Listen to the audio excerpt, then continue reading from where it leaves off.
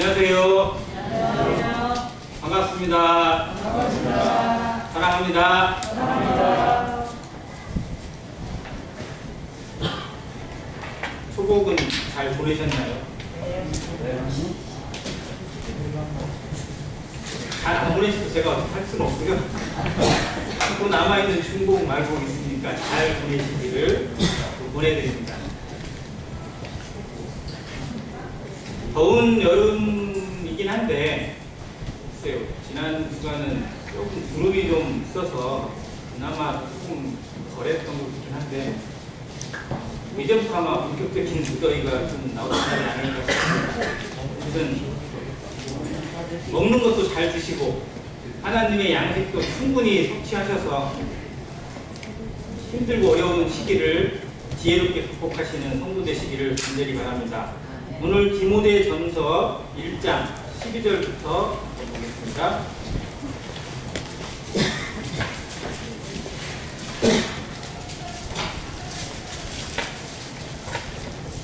디모데전서 1장 12절로 15절까지 교독해서 읽도록 하겠습니다.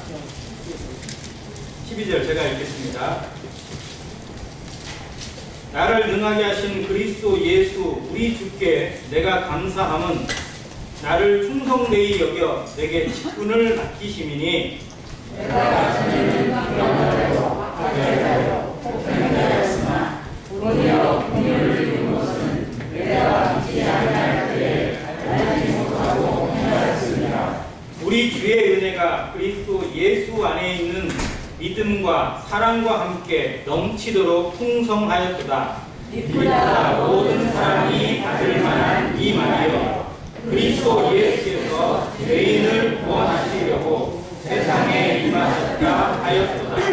죄인 중에 내가 되었습니다. 아멘. 네, 감사합니다. 마지막 절 말씀을 사도 바울의 인격이라고 흔히 부릅니다. 바울이 주님 앞에 또 성도들 앞에 자기를 표현할 때 나는 이런 사람이다, 나는 이런 존재다 라고 이야기하는 부분이 세 번이 나오는데 첫 번째는 고린도전서 15장 모든 사도들보다 더 작은 나에게 이런 식으로 표현했어요. 즉 사도 중에 작은 뭐 이런 적이 있고, 그리고 모든 성도들 중에 지극히 작은 나 같은 자에게도 라는 표현을 통해서 모든 성도들 중에 가장 연약하고 작은 자로 자기를 표현합니다. 그리고 마지막에 이 부분에서는 자기를 뭐라고 표현하죠? 죄인 중에 괴수라고 표현합니다. 뼈가 익을수록 머리를 숙이는 모습.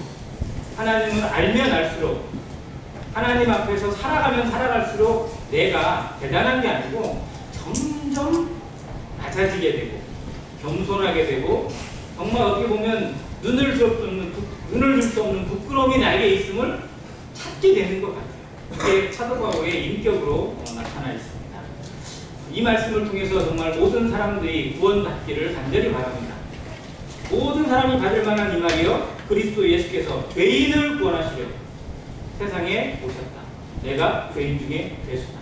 내가 어떠한 죄인인지를 깨달을 때 내가 하나님 앞에 어떠한 삶을 살아왔고 어떻게 고개 뻣뻣이 들고 살아왔는지 하나님께 그렇게 살아온 것이 얼마나 반역이고 배신이고 잘못된 것인지를 깨닫을 때 이 말씀이 들어옵니다.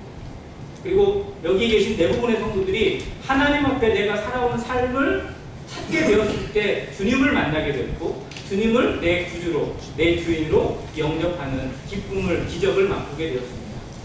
그 은혜로 살아가는 모든 분들 앞에 사도 바울의 삶처럼 바울이 살았던 그 삶의 모습처럼 그가 보여준 인격과 충성됨의 모습처럼 살아가기를 간절히 원합니다. 바울은 이렇게 얘기합니다. 내가 그리스도를 본받은 자 된 것 같이 너는 나를 본받는 자 되라고. 디모데에게 한 말이긴 한데요. 우리에게 전해주는 말씀입니다.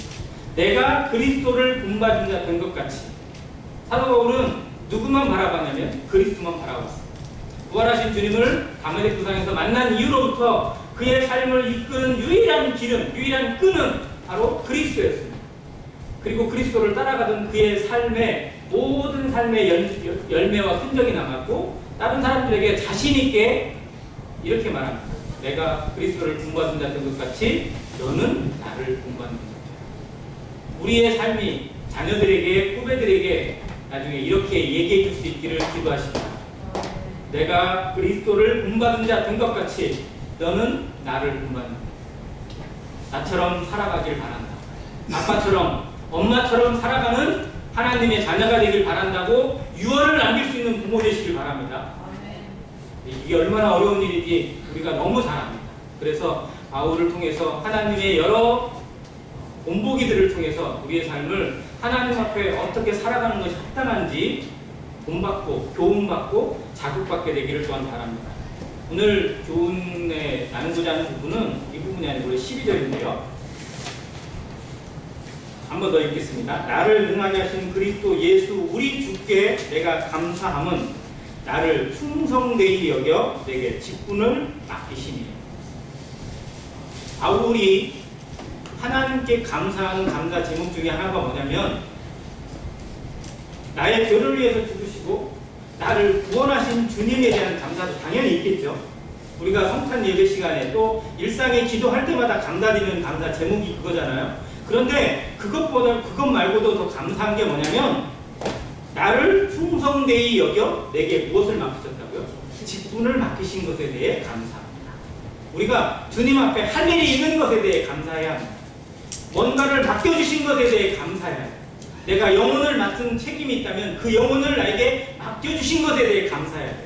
그걸 무거워하는 자리가 아니라 하나님이 나 같은 자에게도 이러한 일을 맡기시고 이러한 역할을 맡기시고 이러한 것에 나 같은 자를 쓰시겠다고 하시는 하나님의 마음에 대해 감사하는 성도가 되시길 바랍니다. 이 단어 속에 담겨있는 충성의 의미를 오늘 이 시간에 한번 생각해 보려고 합니다. 자, 충성하면 어디가 떠오르죠? 군대 경례 구호 중에 여러 가지가 있어요. 혹시 본인 경례 구호는 좀 특별했다 라는 성도님 계세요? 네? 단결은 일반적이죠. 충성 아니면 단결이니까 대부분이. 또 뭐 있죠? 네, 또 이기자. 아, 경례가 이기자예요? 이기자 군대 그렇게 하나. 저는 좀 특이한 군대에 있었는데 저는 경례고 방패였어요. 왜냐면 수방사 예하에 있다 보니까 수도를 지킨다라는 걸 방패하는데 이상한 사단장이 와가지고요 방패에다가 막 뒤에 붙이는 거예요. 방패 주법 그걸 짓고 하고 거기다 더 웃긴 게 방패 하면 된다 하자 뭐 이런 식으로 했었어요. 이상한 경례를 통해서. 근데 군대에서 왜 이 경례 구호를 붙일까요? 경례할 때마다 그냥 이렇게 경례하지 않고 거기에 꼭 구호를 붙이잖아요. 이게 정신이거든요. 자, 왜 이 군인 정신에 제일 충성이 많을까요? 군인의 자격 중에, 군인의 태도 중에, 군인의 모습 중에 제일 중요한 게 뭐다? 충성이기 때문에. 군인으로 부름 받았다는 거, 군인이 되었다는 거, 군인의 역할을 한다는 것이 결국 뭐 하라는 거예요? 충성하라는 거예요. 무엇에 충성해야 되죠? 네, 국가에, 민족에 충성해야 되죠? 또 무엇에? 가장 구체적으로는 명령에 충성해야 합니다.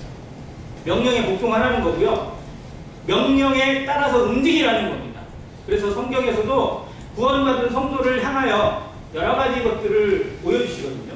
성도를 향해서 주시는 직분들이나 자격들이 정말 많아요. 그러니까 뭐 베드로전서 2장에서도 많이 그랬지만 오직 너희는 택하신 족속이요 왕같은 제사장들이요 거룩한 나라요 그의 소유가 된 백성이라고 하는 거 자격이잖아요. 신분이고 또 어떻게 보면 직분입니다. 그래서 우리가 왕같은 제사장이라는 직분을 가지고 그 제사장의 직분을 다하는 성도 되는 게 지극히 합당해요. 이건 권리이자 사명이고 명령입니다. 마찬가지로 또 어떤 직분을 주셨냐면 군사로 부르셨습니다. 군사. 우리를 주의 군사로 부르셨다는 찬양도 그렇게 하고 그러잖아요. 그러면 군사로 부르신 거는 어떤 것을 의미하냐면 자기 생활에 얽매이지 말라는 거예요. 네 마음대로 살지 말라는 겁니다. 군사로 부름받은 자는 자기 마음대로 살라고 군대 간 게 아니에요. 오직 무엇에 따라서? 명령에 따라서. 그 부르심에 따라서 살아가도록 그 앞에 가 있는 군복을 입었다는 거, 군인의 신분이 되었다는 거, 이 자체가 뭐냐? 나는 명령에 살고 명령에 죽는 사람입니다. 나는 충성된 사람입니다. 라는 의미예요. 그런데 말로는 주의 군사이고 주님의 군대라고 말하면서 제 마음대로 살아가고 엉터리로 살아가고 명령에도 따르지 않고 충성되지 못하고 그냥 하고 싶은 대로만 한다면 그야말로 당나라 군대고, 이렇게 보면 영창 가기 딱 좋은 그런 모습일 수밖에 없습니다. 군인으로 우리를 부르신 주님, 군대로 부름받은 자들에게는 자기 생활에 얽매이는 법이 없나니 이는 자기를 부르신 자에게 충성되게 하겠다. 사도 바울은 자기를 충성되이 여겨서 직분을 맡기신 것에 대해 감사하는 마음을 살았어요. 사도 바울은 처음 부름받을 때 이방인의 사도로 부름받았어요. 이방인들에게 너를 보내겠다. 그리고 그 이방인들에게 나의 진리를 전하고 교회를 세우고 하나님의 역사를 만들어가는 일을 위해서 너를 불렀다. 너를 택해서 세웠다. 라고 주님의 음성을 듣고 나서부터 그것에 붙들려서 살아갔어요. 우리는 무엇으로 부름받았나요? 내가 하나님 앞에 서 있는 이 순간에 나는 어떠한 직분으로, 어떠한 은사로, 어떠한 사명으로 살아가고 있는지를 한번 생각하면서 충성이라는 단어를 떠올려 보기로 합니다. 다른 구절 한번 볼게요. 잠언 25장입니다.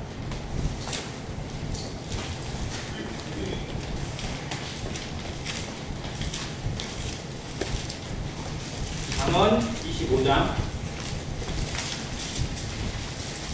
13절 같이 읽겠습니다. 시작. 충성된 사자는 그를 보낸 이에게 마치 추수하는 날에 얼음 냉수 같아서 능히 그 주인의 마음을 시원하게 하느니라. 충성된 사자에 대해서 보내주신 말씀이 그를 보낸 이에게, 그를 파견하고 보낸 주인에게, 하나님에게 추수하는 날에 얼음 냉수 같다고 표현합니다. 우리나라는 추수를 언제 하죠? 주로 가을이죠. 그러니까 뜨겁진 않잖아요. 근데 이스라엘은 추수 때가 주로 언제일까요? 이스라엘의 추수. 봄 지나서 여름 갈 때. 거의 여름 때의 추수가 주로 이루어져요. 자, 그러니까 이스라엘의 추수 때는 건기 중에서도 제일 더운 때라고 보시면 돼요. 자, 그 뜨거운 때에 비짓땀을 흘리면서 일하고 추수하고 뭔가를 거둘 때 제일 땡기는 것이 뭐예요? 물이죠. 근데 물을 달라고 했더니 이게 온도도 한 20 몇 도쯤 되는 미지근한 물을 주면 어떻게 되죠?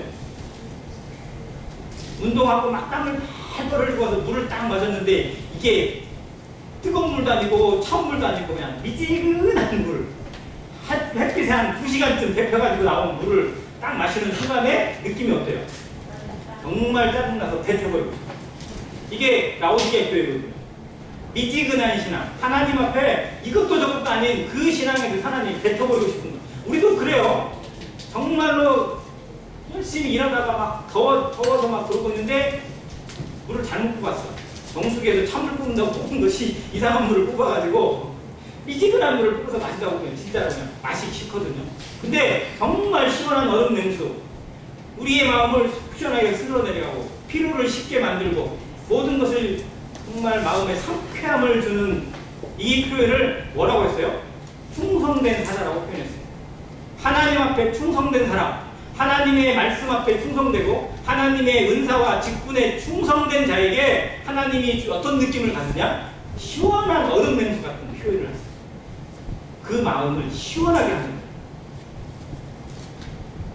자, 여기에 단어들이 몇 가지 나오는데 충성이라는 단어를 한번 살펴봤어요. 자, 한자로 충성 쓰실 수 있죠? 충성 하면 한자로 제가 옛날에 한번 써봤는데요. 충성 충자 가운데 주자에 이렇게 마음심이 들어갑니다. 그리고 성은 성할 성자, 뭐 성품 성자인데요. 말씀원에 이룰 성자가 들어가요. 그래서 이 글자는 다 형성 문자라고 해가지고 두 개가 합쳐져서 하나의 뜻을 이룹니다. 충성은 따져보면 중심이에요. 중심. 가운데 주자, 마음심자. 자, 중심으로 무엇을 이루는 거예요? 말을 이뤄내는, 말씀을 이루는 거예요. 즉 충성된 사람, 충성된 삶이라는 건 뭐냐면요, 위선적인 마음이 아니라, 속이는 것이 아니라 가운데 있는 중심으로 하나님의 말씀을 지켜내고 그 말씀 앞에 철저하게 자기를 드리는 모습이 충성이라는 겁니다. 한자로 풀을 수도 있고요. 자, 그리고 헬라어로 피스토스라고 되어 있어요. 근데 이 피스토스가 비슷한 단어가 뭐냐면 믿음을 의미하는 피스티스예요. 거의 비슷해요. 자, 그리고 영어로 충성을 표현할 때 뭐라고 쓰이냐면 faithfulness라고 되어 있어요. faith가 믿음이거든요. faithful, 믿음이 꽉 차 있는 상태라는 단어. 그게 충성이에요. 즉 충성은 무엇이랑 짝이냐면 믿음과 짝이에요. 충성되고 싶고 충성된 삶을 살아간다. 이 표현은 뭐냐면요, 결국 하나님을 향한 믿음 앞에 온전히 서 있다라는 표현이에요. 믿음으로 꽉 차 있는 것. 그래서 다른 말로 신실 혹은 성실이라고 합니다. 자, 믿음은 성령의 열매 중에 7번째, 이 충성은 성령의 열매 중에 7번째 열매에도 해당되어 있고요. 하나님과 연결되어 있는 모든 단어 속에 거의 다 포함이 되어져 있습니다. 하나님이 원하시는, 하나님 앞에 정말 필요로 하는 단어이고 사람이에요. 사단도 역시 충성된 사람이 필요합니다. 그래서 자기 마음대로 자기의 말만 따르고 자기의 생각대로 움직이는 사람들을 세상에 뿌려놨어요. 마찬가지로 하나님의 역할, 하나님의 나라가 서기 위해서도 하나님 앞에 충성된 사람들이 반드시 필요합니다. 죄를 이기고 사단의 마귀의 괴계를 이기고 시험을 이겨내고 하나님의 말씀으로만 사는 사람들이 반드시 필요합니다. 교회는 그 일을 위해서 부르심받았고 그 일을 위해서 하나님께서 성령으로 인쳐주셨고 성령의 충만함으로 돕고 계십니다. 이 역할을 성경이 잘 보여주고 있고 성경에 살아가는 사람들의 모습이 참 이런 부분에서 온전히 이루어져 갑니다. 충성된 사자라고 그 본문에 얘기했는데 이 단어가 이 히브리어죠. 히브리 원어로 찾아보니까 차르아만이라고 되어 있어요. 근데 이 차르라는 단어가 사자라는 뜻도 있는데 또 다른 의미에 뭐가 있냐면 경첩 아시죠? 문고리에 연결시켜서 나오는 이 경첩의 의미도 차르에 담겨 있어요. 즉 뭐냐면 중간 사이에 껴서 중간에서 이것을 원활하게 이동시켜주고 역할을 감당하게 하는 것, 이게 사자라는 거예요. 사자는 자기의 의도대로 하는 사람이 아니고요, 보내심을 받은 사람의 뜻을 그대로 이루는 거예요. 다른 말로 엠버서, 대사라고 합니다. 주미 대사가 있고 주일 대사가 있고 주중 대사가 있어요. 이 사람들의 직분이 공무원 중에서도 최고위직입니다. 왜냐하면 미국에 가 있는 우리나라 대사는 대한민국을 책임지고 대한민국 대통령의 명령과 뜻을 전달하기 위해서 거기에 가 있는 거예요. 그 사람이 하는 말은 그 사람 개인의 말이 아니라 대한민국의 말을 상징적으로 보여줍니다. 즉 우리는 하나님이 전주에 보내신 하나님의 대사들이라는 의미예요. 우리가 책임지고 있는 영역이 있고 땅이 있고 사람들이 있습니다. 내가 만나는 사람들에게 누구를 보여줘야 돼요? 하나님을 보여주는 것입니다. 그게 하나님의 사자예요. 충성된 사자는 나를 보여주는 삶이 아니라 나를 보내신 하나님을 드러내는 삶을 살아야 하는 것이고 그걸 살기 위해서 충성의 모습을 끝까지 지켜야 합니다.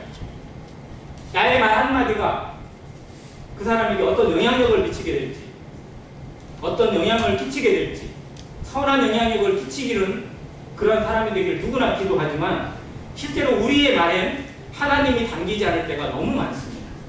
그래서 다른 말씀에 누군가가 교회에서 말을 하려고 하면 하나님이 하시는 것처럼 말하고 뭔가를 행하려고 하면 하나님이 공급하시는 힘으로 행하라고 말씀하고 있어요. 우리의 말에, 우리의 행동에 하나님이 담기는 사람, 이 사람이 충성된 사람입니다. 내 말과 내 감정이 철저하게 절제되어지고 철저하게 듣고 오직 하나님의 말씀과 하나님의 뜻이 담겨서 그것이 드러나는 사람, 이 사람이 하나님 앞에 충성된 사람, 이 삶을 하나님의 말씀을 통해서 그리고 성령의 인도하심을 통해서 교훈해 나가시고 그것이 지혜의 머리에서만이 아니라 우리의 가슴을 움직이고 우리의 손과 발을 움직이는 그래서 하나님 앞에 시원한 얼음 냉수 같은 그 마음을 시원하게 해드리는 안행교회 성도 되시기를 간절히 바랍니다. 자, 더운 여름에 사용하는 가전제품 중에 시원함을 주는 것이 몇 가지 있죠. 뭐가 있죠? 에어컨 또 냉장고. 대표적인 게 두 가지예요. 에어컨은 무엇을 시원하게 하죠? 이 공기를 시원하게 하고 우리가 호흡하고 느끼는 이 공기를 시원하게 하고 냉장고는 우리가 먹을 것을 시원하게 하죠. 그러니까 둘 다 정말 유익한 것들이죠. 에어컨과 냉장고의 공통점이 하나 있어요. 시원하게 해주는데 시원하게 하기 위해서 거기는 어떨까요? 시원하게 하려면 여기 당연히 이루어지는 게 뭐예요? 얘는 뜨거워져야 돼요. 자, 에어컨의 뜨거움은 어디서 보면 알아요? 실외기 가보면 저 외부랑 밖에 나가서 화장실 가는 쪽에 보면 실외기 쭉 있거든요. 그거를 대부분 실외기를 앞으로 안 나가게 하고 어떻게 해놨죠? 위로 올라가게 해놨어요. 왜요? 이 열기가 너무 나오니까. 대형 실외기 쪽에 가보면요 열기가 장난이 아니에요. 그래서 이런 실외기들은 큰 건물에 옥상에다가 올려놓고 거기에 냉각기까지 같이 해놨어요. 너무 뜨거워서 물로 식혀줘야 돼요. 물로 순행식으로 돌려야만 제대로 원활하게 움직일 정도. 열이 나야 시원해져요. 시원함을 주기 위해서 본인은 뜨거워져야 됩니다. 냉장고 뒷면에 열 줄게 주세요 혹시? 네. 가끔 한번 그쪽에 뭐 별로 만질 일은 없겠지만 거기에 보면요 그게 돌아갈 때마다 모터가 돌아가고 있을 때 얼마나 열이 나겠어요. 그 열이 발산되지 않으면 시원함을 줄 수가 없어요. 시원함을 만들어낼 수가 없습니다.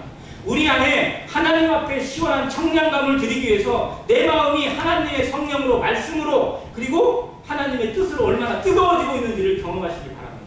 이것이 충성입니다. 충성된 사람은요 그 삶이 뜨겁습니다. 말씀으로 뜨거워지고 붉은 뜻이 일어납니다.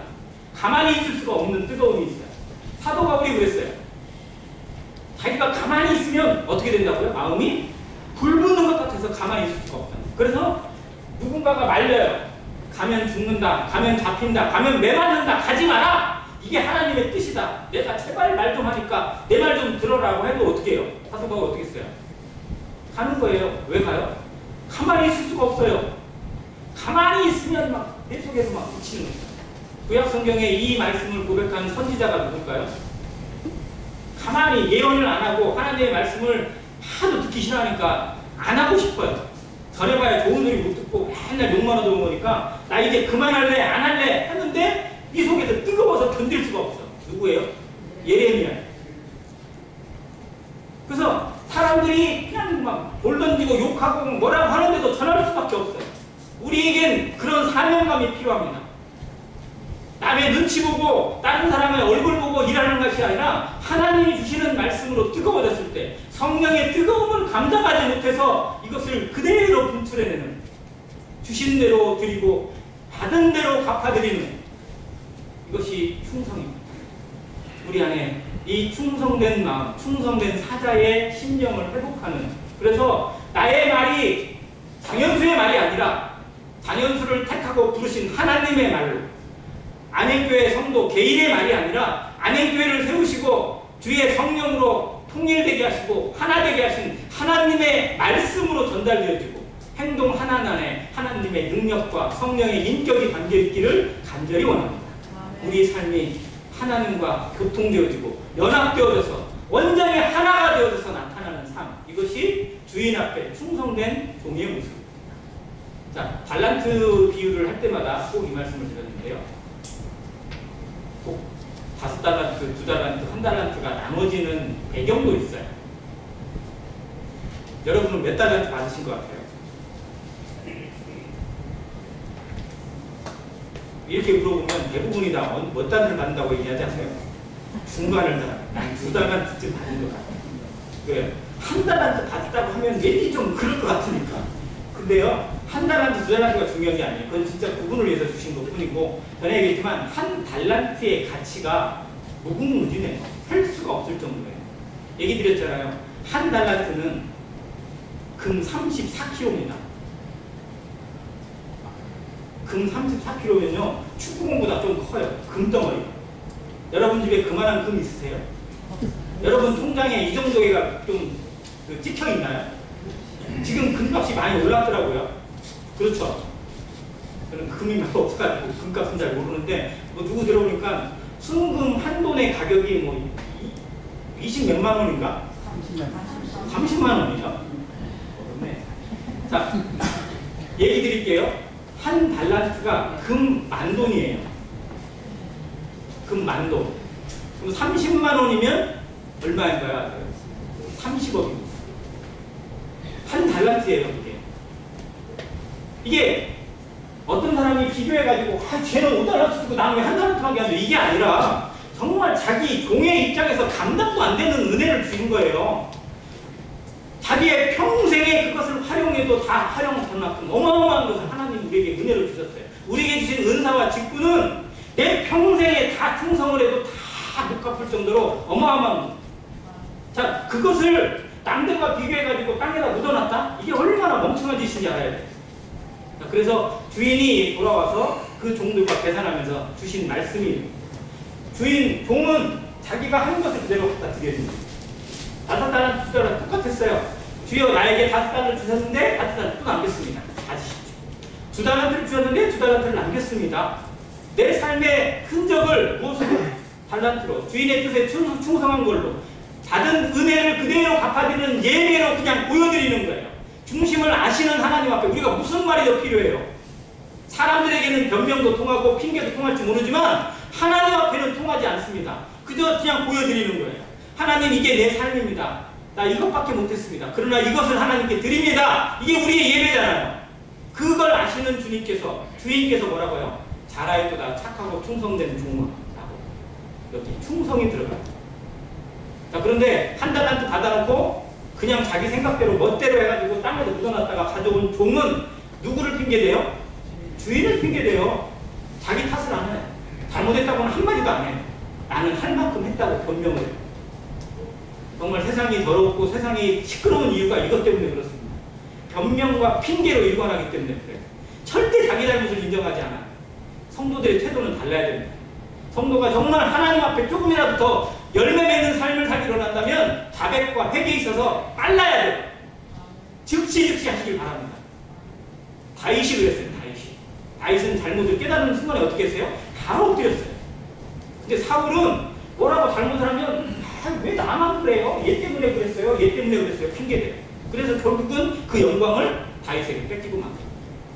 아무튼 그 모습을 생각했을 때 우리에게 이런 변명과 핑계가 사라지기를, 그리고 온전한 중심으로 주님 앞에 드리는 충성이 나타나기를 기도하시길 바랍니다. 이 악한 종에게 주인이 뭐라고 하는지 아세요? 악하고 게으른 종이라고. 자, 그러면 착하고 충성된 종, 악하고 게으른 종, 이 말이 서로 반대말이거든요. 착하고 악하고 수많은 두 개가 흔들렸어요. 근데 충성의 반대말이 뭐예요? 그 충성의 반대말은 딱 쓰면 반역이고 배신이고 뭐 이런 거 해야 되는데 뭐예요? 충성의 반대가 게으름이에요. 우리 삶이 게으름으로 일관되어지고 나를 위해서만 주님 앞에 게으른 거예요. 자기에게는 빨라요. 나를 챙기는 것에 있어서는 우선이야. 그런데 누구에게? 주의 나라와 그의 의를 구하는 데 쓰는 둘째가 되고 셋째가 되고 미뤄져요. 게으름입니다. 이게 충성의 반대예요. 즉 충성된 자는 먼저 그의 나라와 그의 의를 구하는 우선순위가 분명히 서 있다는 것입니다. 이 모습을 우리의 삶에서 지켜가게 되기를 간절히 바라고, 뭔가 대단한 것을 잘하는 것이 충성이 아니라 정말 주신 그 한 가지에 목숨을 걸고 최선을 다하는 것입니다. 맡기운 자들에게 구할 것은 충성이라고 했잖아요. 내가 맡은 일이 무엇이에요? 예배당 청소를 맡았든지 화장실 청소를 맡았든지 아니면 뭔가 조그마한 설거지를 맡았든지 뭐 하나를 맡은 것에 대해서 정말 충성된 모습으로 살고자 하는 태도입니다. 자, 성경에 충성된 사람들이 많을까요? 적을까요? 성경에 어마어마하죠. 성경은요 하나님 앞에 충성된 자들의 기록이에요. 물론 그 이면에 불충성하고 게으른 자들도 계속해서 비교되지만 하나님께서 이 세상을 이끌어 가시는 모든 비결 중에 하나님의 말씀 앞에 충성된 자들, 하나님의 뜻에 우선되는 사람, 그의 나라와 그의 의를 구하는 데 있어서 자기를 드린 사람들, 자기를 희생하고 절제하고 오직 주의 뜻이면 이렇게 하겠다고 나서는 사람들로 역사를 이끌어 오셨어요. 지금도 그렇게 이끌어가고 계시고 하나님의 역사는 그런 사람들에서 주도된다고 믿습니다. 우리가 그 일의 주역이고 주인공이 되시기를 간절히 바랍니다. 자, 모세에 대해서 성경이 뭐라고 했냐면 모세는 하나님 앞에 충성된다라고 이미 말씀 그대로 적어놓으셨어요. 모세를 하나님이 그렇게 인정하셨어요. 자, 아브라함은 어떨까요? 그의 아들 이삭은 어떨까요? 요셉은 어떨까요? 어떻게 말할 필요가 없어요. 아브라함과 이삭이 하나님 앞에 충성된 모습으로 나타나는 가장 결정적이고 아름다운 장면이 창세기 22장에 나옵니다. 모리아 땅에서 번제로 드리는 모습이에요. 자, 이때 당시가 아브라함의 나이가 몇 살쯤 됐을 것 같아요? 네? 110살. 아무튼 100살은 넘었죠. 왜? 이삭은 100살이 나왔으니까. 자, 그러면 이삭이 한 7살인데 그 어깨에다 막 나무나 이런 걸 짊어지고 가게 했을까요? 그리고 3일 길을 걸어가는 그 길을 가게 했을까요? 그 모습이나 짐을 지고 가는 모습이나 이런 모든 것을 비교해 봤을 때 이삭의 나이가 거의 청년쯤에 가까이 가는 나이라고 분별을 합니다. 그래서 성경에 좀 특이한 나이가 있는데 17살이 성경에 많이 나오거든요. 그래서 이삭이 그때쯤 되지 않았을까? 이건 짐작이에요. 자, 근데 17세든 20세든 간에 거의 청년쯤에 된 이삭이에요. 아브라함은 그것에 비하면 117세 정도 됐겠죠. 자, 그럼 누가 더 힘이 셀까요? 아브라함이 더 힘이 셀까요? 이삭이 더 힘이 셀까요? 이삭이 세니까 이삭한테 집을 지었겠죠. 물론 이삭이 십자가를 진 예수 그리스도를 보여주는 그림자이기도 하지만 아무튼 이삭도 나름대로의 자기 힘을 관리할 수 있고 뭔가를 할 수 있는 청년이었다는 거예요. 자, 그런데 이삭을 번제로 드리기 위해서 아브라함이 이삭을 결박을 시켜요. 그리고 이삭을 뭘로? 칼로 내리치려고 해요. 자, 그러면 그때 이삭은 어떻게 할까요? 여러분이 한번 생각해보세요. 내 자식을 내가 데리고 가가지고 묶어놓고 막 칼로 이렇게 찌르려고 그래요. 그러면 내 자식이 아빠 나 죽이세요 이렇게 가만히 있을까요? 이게 말이 안 되는 얘기잖아요. 아브라함이 칼로 내리치는 것도 말이 안 돼요. 그런데 그 밑에 있는 이삭도 말이 안 돼요. 그걸 그대로 갖고 있다는 거예요. 이게 아브라함과 이삭이 연합되어서 하나님을 높여드리는 진정한 예배의 모습입니다. 예수 그리스도가 이 안에 온전히 담겨져 있고요. 하나님의 구속이 가장 구체적으로 가장 아름다운 희생의 모습으로 나타나는 것이 창세기 22장입니다. 연합해서 선을 이루는 것, 합력해서 선을 이루는 모습이에요. 아브라함과 이삭이 둘 다 하나님 앞에 얼마나 충성된 모습으로 서 있는지 보여줍니다. 무슨 하나님이 그 모습을 보고 아브라함아 네 칼을 놔라, 네 손을 놔라. 그 상황에서는 하나님이 말리셔야만 했는데 정작 하나님의 독생자, 하나님의 본체에 대해서는 말릴 수가 없는 것이 하나님의 눈물이죠. 대신할 것이 없으니까, 대체할 양이 없으니까, 그 양이 오는 방법이 없으니까. 이것이 하나님의 마음입니다. 인간이 이 마음을 안다면 하나님 앞에 이렇게 뻣뻣하게 살아갈 수가 없어요. 아무튼 그 성경이 보여주는 충성된 사람들의 모습 속에 아브라함과 이삭이 같이 보여준 이 모리아 산의 모습은 하나님 앞에 너무 귀합니다. 하나님이 정말 모든 세상에 자랑 삼아 내어줄 수 있는 아름다운 모습이에요. 자, 요셉이 애굽에서 보여준 모습 또한 마찬가지입니다. 자, 그런 다음에 성경에 있는 특별한 이름 하나 볼게요.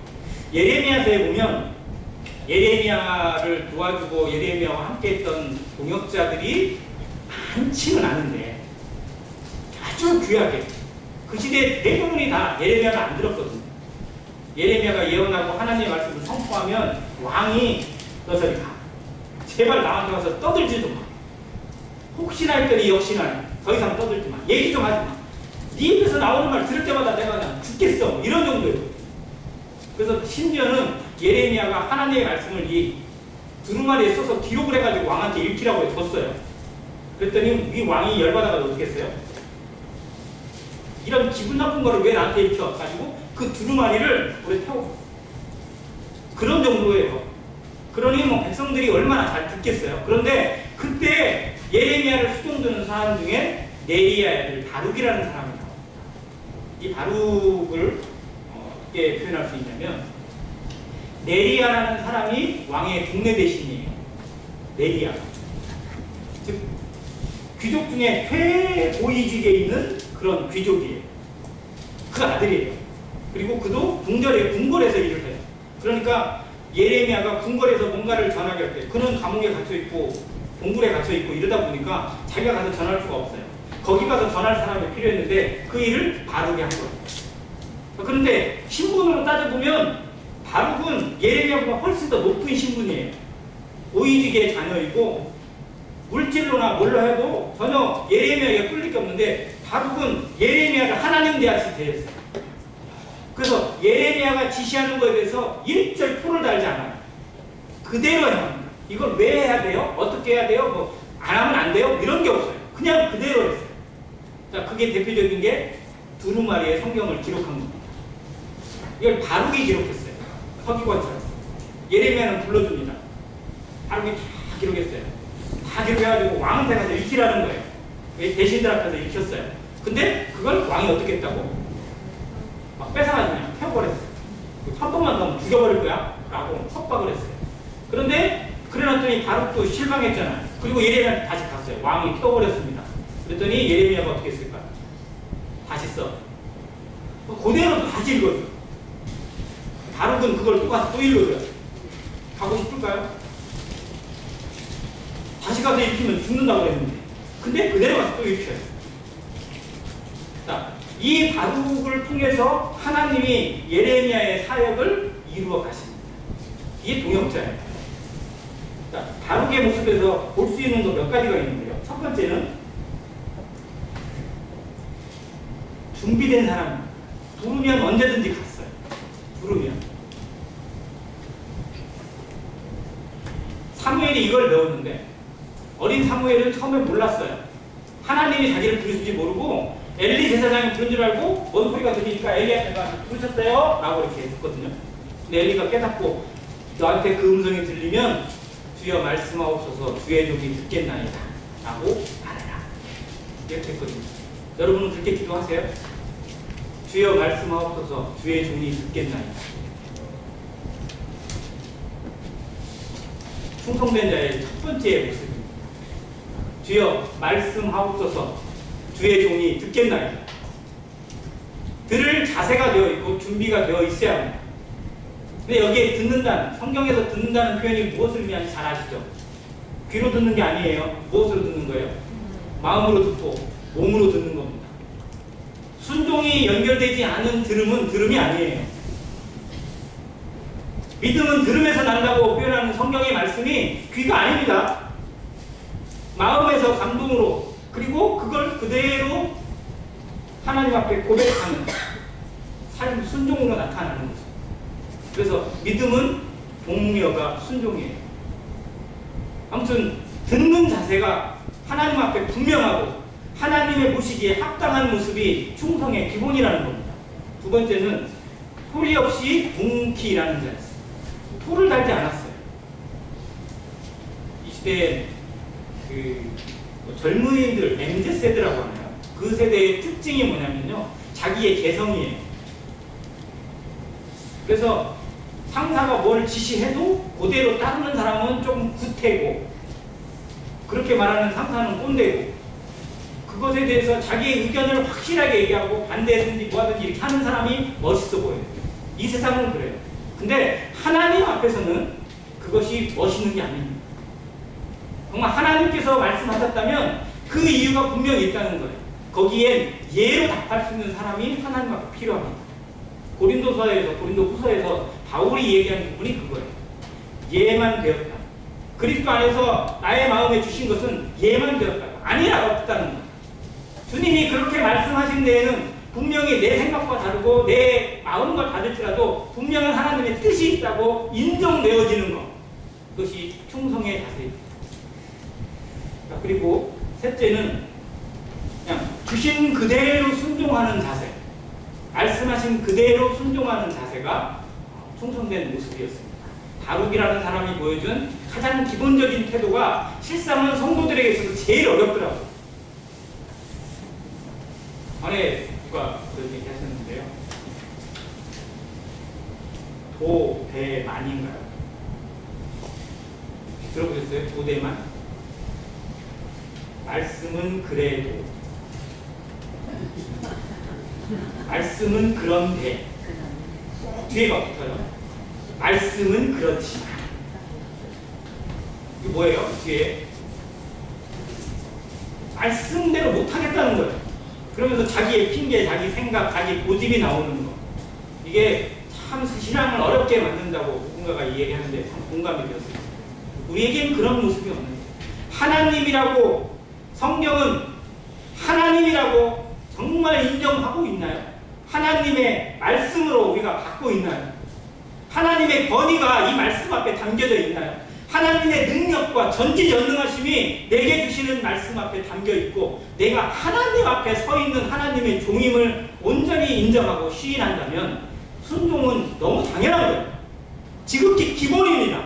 그런데 우리에게는 도대만이 너무 많아요.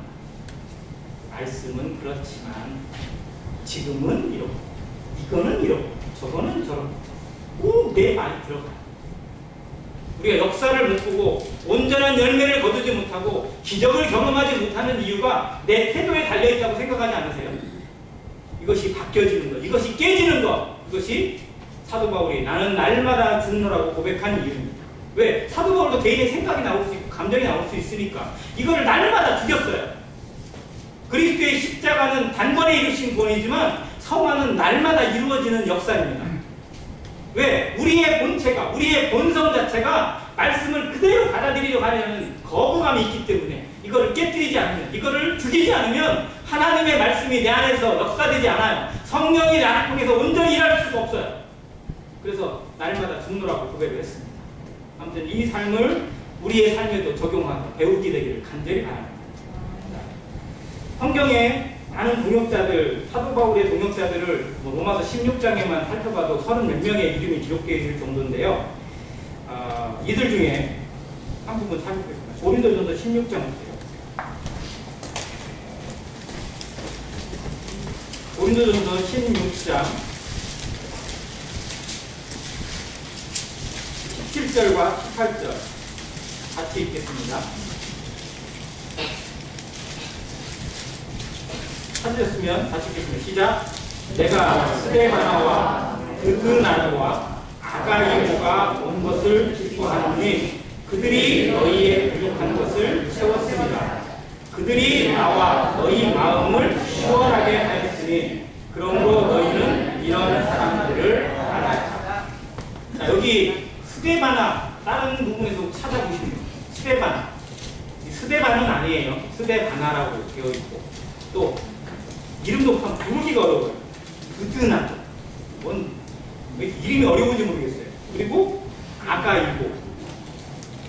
자, 이 세 사람의 이름의 특징이 뭐냐면요, 성경에 여기밖에 안 나와요. 이 사람들의 이름이 다른 데 기록이 없어요. 자, 여러분의 이름은 하나님의 기념책에 몇 줄 정도 기록됐으면 좋겠어요. 나는 한 번으로 기록됐으면 좋겠다. 뭐 이렇게 하시면 그 안에 좋은 게 많이 남길까요? 아쉬운 게 많이 남길까요? 그러니까 한 줄로 기록되는 게 훨씬 좋을 수 있어요. 지혜롭게 생각하세요. 많은 걸 나를 위해서 기록해 놓을 수 있다. 그러면 그 중에 내보일 만한, 자랑할 만한 것보다 부끄럽고 감추하는 것이 훨씬 더 많을 수도 있어요. 그러니까 한 줄에, 단 한 구절에 기록된 것이 오히려 하나님 앞에 더 복될 수도 있다는 것입니다. 자, 그런데 이 사람들, 이 세 사람의 이름이 성경에 여러 줄도 없어요. 그냥 세 사람의 이름 묶어서 한 줄밖에 안 나와.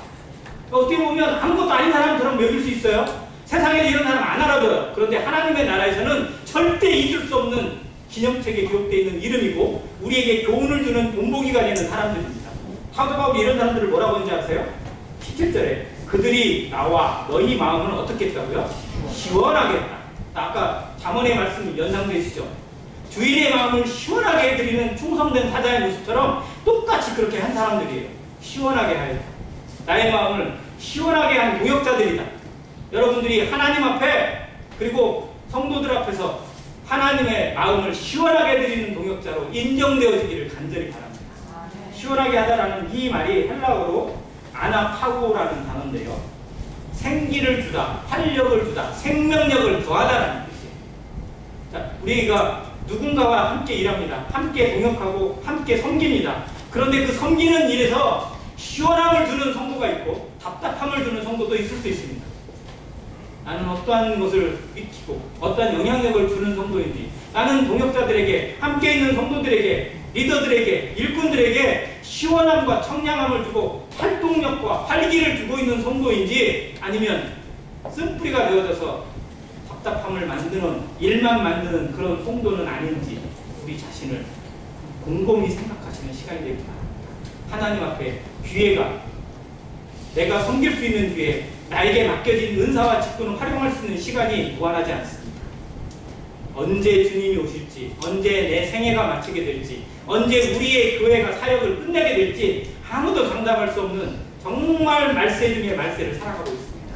세월을 아끼라, 때가 악하니라는 말씀을 늘 기억하시면서 내게 맡겨진 이 직분, 내가 이 교회 안에서, 내가 맡은 내 사회 영역에서, 내가 만나고 있는 사람들 속에서 나의 역할이 무엇인지, 내게 주신 사명이 무엇인지, 내가 맡은 직분 속에 나는 어떠한 자세로 충성하고 있는지 우리 중심을 살펴서 하나님의 마음을 시원하게 해드리는 모든 성도 되시기를 간절히 바랍니다. 이상입니다.